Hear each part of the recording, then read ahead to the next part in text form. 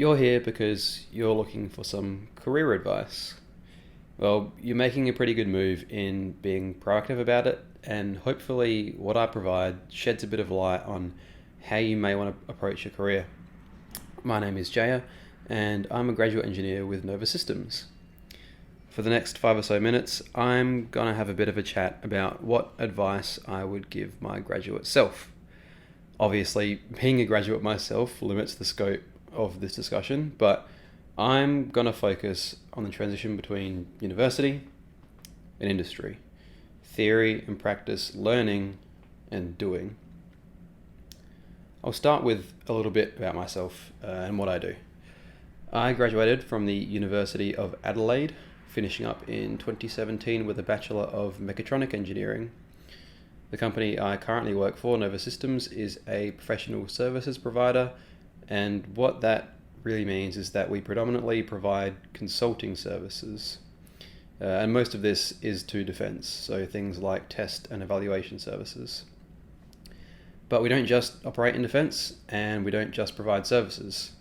This is evident in the work that I personally do, which is, you could call it providing communications technical support to our Singapore team. Part of Nova's offering is an office in Singapore, and they're developing a UAS traffic management system. I think the best way to describe this is, if you think to the near future where you're getting parcels delivered by drones, you don't want those drones crashing into each other, because there's going to be a lot of them and they'll be flying in pretty condensed urban areas. So that's what the project is really addressing. But onto the advice. So advice I would provide myself if I were to go back a few years. Like I mentioned, I'm going to focus on the transition between university and industry. And the first thing I really wish I did a bit more of in university rather, is engaging with industry. Because I think it's really not until you have that engagement that you can really start to appreciate what industry actually wants of you. It can be a pretty you can have a bit of tunnel vision while you're at university, focusing on your academic studies alone.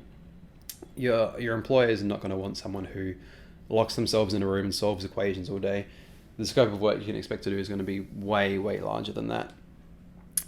For me, it wasn't until I completed 12 weeks of work experience that I really started to understand how each bit of what I was learning actually applies in the real world. And I really wish I pursued more of that industry experience through the rest of my studies. I think the best way to sum that up is to say that university doesn't teach you everything, and it's not designed to. What it's really good at doing is teaching you how to learn, which you can expect to do plenty more of once you finish university, as is evident in my own experiences. Having studied mechatronic engineering and not really doing much wireless communications, but that being pretty much my focus now. So next, once you've undoubtedly successfully finished university, you'll land a job, and that job is going to have a position description attached to it. Now, I think it's important to remember that you can do more, way more than just what's in that description. Don't just treat it as a job. Something I was once told, which really stuck with me, is that showing an interest outside of those responsibilities that have been documented, that can go a long way.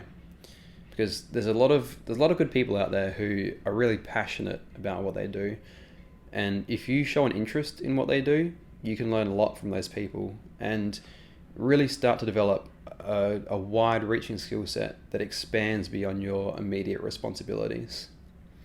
These people have a whole career behind them, and I'm sure they'll be pretty excited to tell you all about what they do, which can also build a good relationship, and those strong relationships are really core to building a strong network. So there's a couple of points that I'd go back and tell myself if I were to go back a few years, and I hope it means something to you as well. So remember to figure out exactly what it is industry really wants of you, and once you're there, never stop trying to learn from those around you. I encourage you to seek me out and reach out for a chat if it's on these topics or any other aspect of being an early career engineer. Thank you and good luck with your careers.